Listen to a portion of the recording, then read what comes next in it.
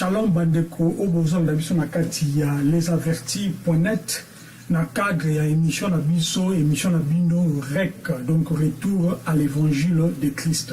Pourquoi retour à l'évangile de Christ? Bien puisque il est important les amis que tu comprendre que Nzambe tant bazo pesa biso matea on peut se malobato et sabino les amis pas maté yo o la na minute oyo eza hasardé Nzambe a pambolo de gens ndingo na biso. Oh, message zani l'autre tout le bela likambuya dime et on te pèse un titre tout le bela dime. Pourquoi te dit tout le bela dime? Puisqu'il a la question au bandeko batunaka pe batuna biso. Tu ne vois pas des missions par-ci par-là, mais la question continue toujours en monita ou sous souper na lingala, ils ont malade ko sala kango pe de temps en temps pour la ko aider bandeko au bala balingi nzambe. Pas méga la vérité, puisque la Bible nous dit que vous connaîtrez la vérité vous affranchira. Beaucoup de solo, pesole ko kango la bino. Il y a moi de l'autre, il y a cadre, il y a les avertis, d'abord, bateau, il y a avertir les moutons, ma cambo na zoloba, ngamboko pe kala, na ko utiliser yango, mais si ko le nzambe, a pesi biso lumière, a pesi biso connaissance, il y a comprendre que oh, joka ou tona ko sala kalazaki ya mabe. Il y a moi na ko epsa bino le lobo eke, tout le welcome ya dima, ozali kamboko controverse. D'abord, tout le monde a kotuna. Dime ezali eloko nini. D'abord, na ndenge ya mo nango eza mo hébreu d'abord.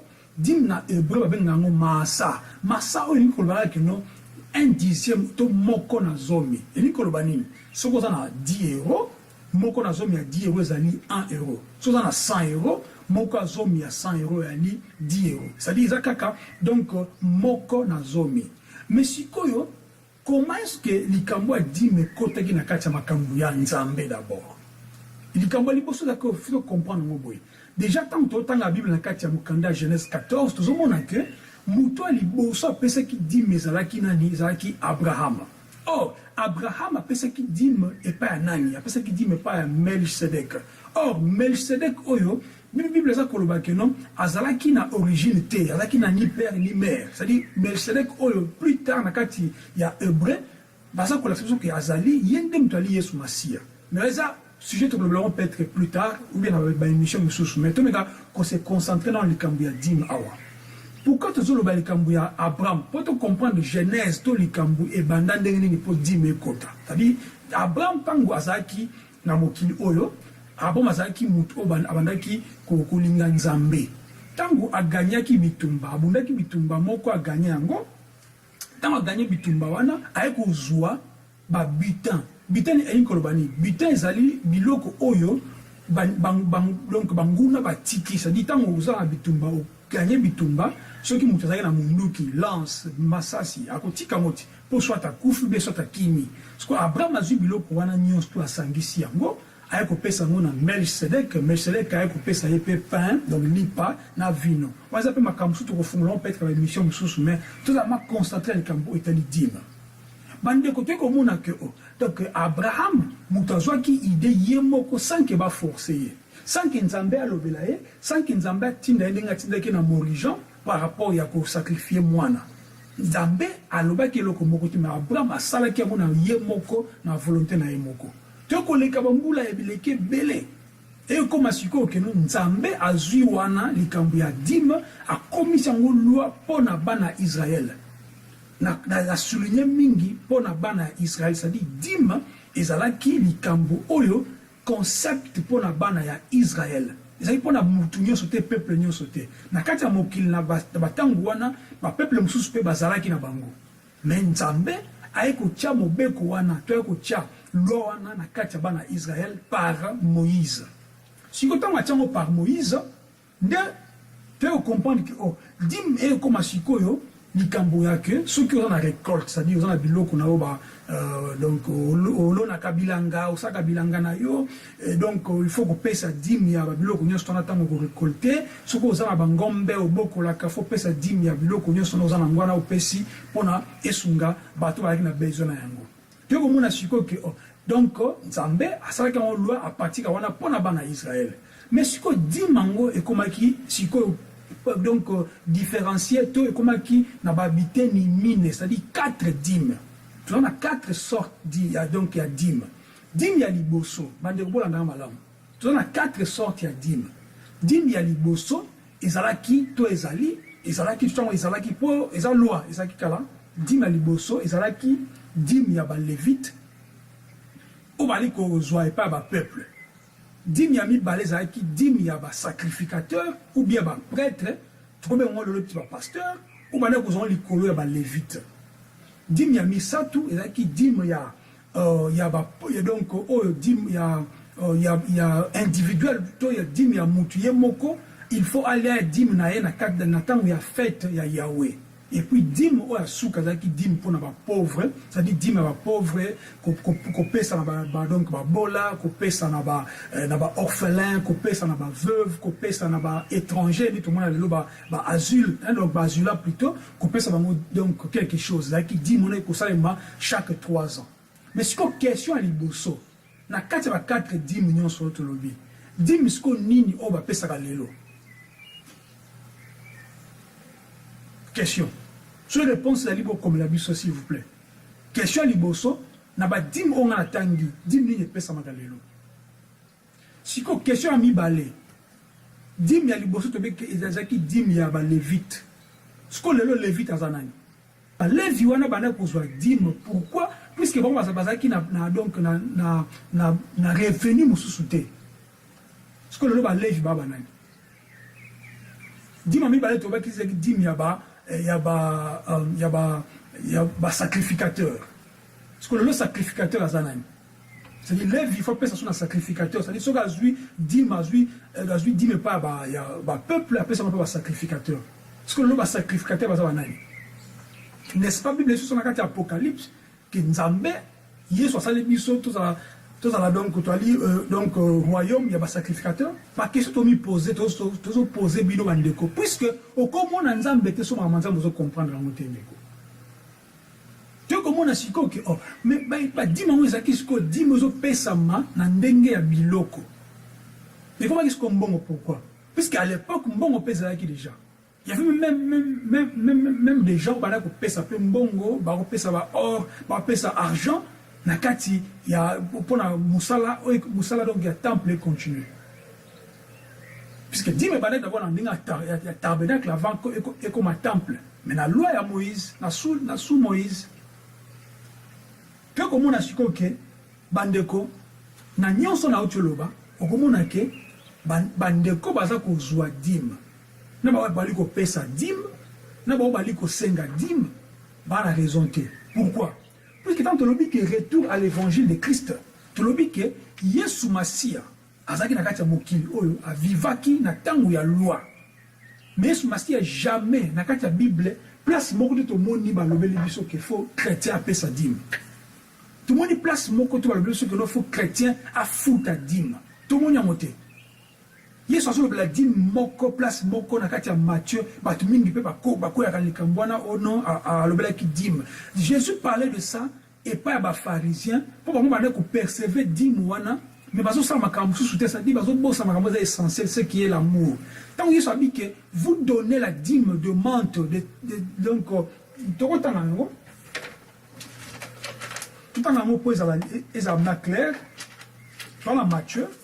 Dans Matthieu 23, pour le Congo, tout en important. Pourtant, très important, c'est un point à bouiller. Matthieu chapitre 23, verset 23. Malheur à vous, scribes et pharisiens hypocrites. Pas si na bino, mawana bino ba pharisiens, ba scribes, ba hypocrites. Parce que vous payez la dîme de la menthe, de la nette et du cumin. Malheur na bino ba pharisien, na ba scribe, o bozali ba hypocrite. Po bozo futa dîme, bo futa dîme ya menthe, bozo futa dîme ya cumin, bozo futa dîme ya aneth, donc il y a la donc aneth, et vous laissez les choses les plus importantes de la loi. Bozo tika makambo c'est très important de la loi. Et ni kobanini tant que vous payez sa dîme, c'est important pour plus tard. Tant que vous payez sa dîme, Yesu a dit que vous avez c'est important. C'est-à-dire la justice.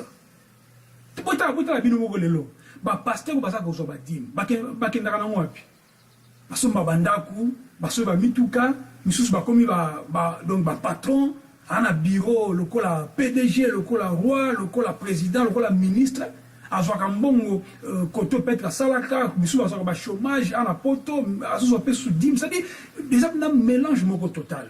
Mais yeso aza kolobani na ba pharisien awake bozo pesa dim, bozo pesa dim, il y a cumin, il y a anet et puis il y a menthe, mais bozo bosa na oza essentiel, oza important, c'est-à-dire la justice. Basta na justice à mon côté. Justice eliko banini, eliko baki non, soko yo oza na lipa, kosenga su muninga lipa te o azaka na lipa moko. Justice eliko bapeke eliko ba égalité.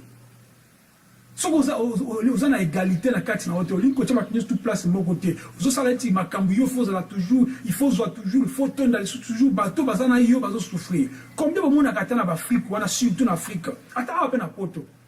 Pasteur dans la tuna ma vie moko wa bien. Pourquoi? Puisque quand on accumule ma tant que na ressemble pour ba pesa ke ba mbongo. Tango boza ko pambola soki mwana entre guillemets ba pesa ba mbongo. Et ça va tant mariage comment on a pu ba pesa ba enveloppe. Et ça ta ba o bengaka ordination, on a pu ba pesa sous ba mbongo. C'est-à-dire asa ko sala ngo po azo mbongo. Fait musu zate. C'est pour comprendre que yeso asa ko condamner bango bike boza ba hypocrite. Bozo pesa dîme, ya mante, bozo pesa, coûte ba pharisien, bana ko pesa dîme. Parce que pasteur yo pesa ka dîme. Ou bien pesa ka pour ko récupérer en sous. Et ça ka muyibi bandeko. Et ça muyibi, botika, bongo la mitema botika muyibi. Et ça muyibi. Ozo yiba bandeko na yo, ozo yiba, tu voles, ozo yiba.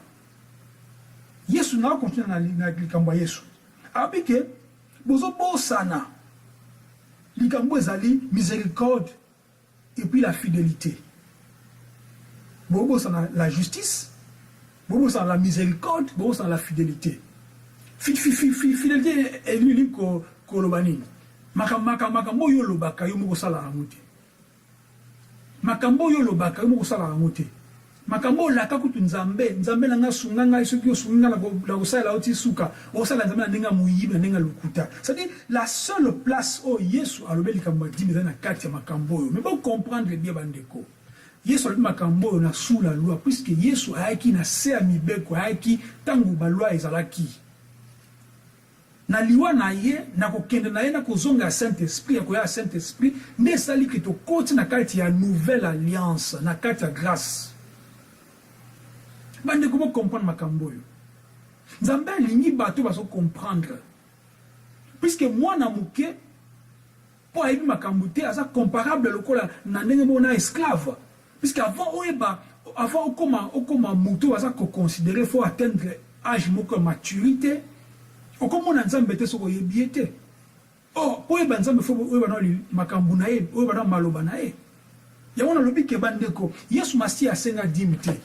Paul a senga dimte, Pierre a senga dimte, Jacques a senga dimte, Dia chrétien a senga dimte. Mais pourquoi yo pasteur zo kotung ça va nzambe na dim? Mingi bazo ki makutu na ba église, ki maloka mbala moko libela ko ya pe susute. Oh qui c'est qui ba baza na dim boté na bo pesa ba dim, bola ça va enveloppe na bino. Pona muta ko mal à l'aise, amona ki fa pesa kaka bandeko. Je vous supplie na kombo na Yesu.